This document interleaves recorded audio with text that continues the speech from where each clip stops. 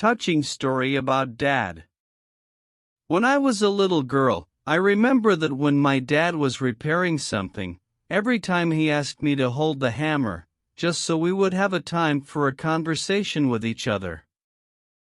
I never saw my dad drinking or taking a night out with the boys. All he did after work was taking care of his family.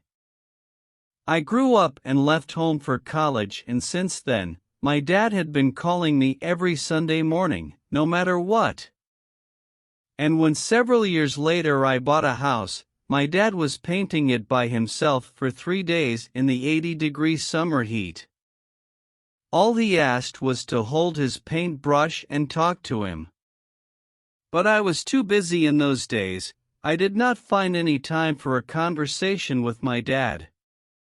4 years ago, my dad was visiting me. He spent many hours putting together a swing set for my daughter.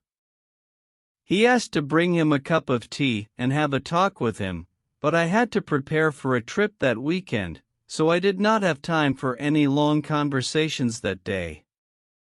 One Sunday morning we had a telephone talk as usual. I noticed that my dad had forgotten some things that we discussed lately. I was in a hurry, so our conversation was short. Few hours later that day came a call. My father was in a hospital with an aneurysm.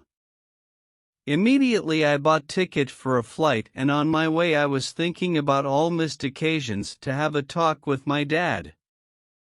By the time I have arrived to hospital, my father had passed away.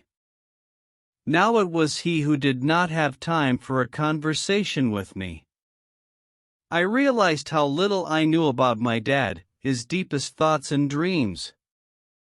After his death, I learned much more about him, and even more about myself. All he ever asked me was my time. And now his has all my attention every single day. Thanks, like and subscribe.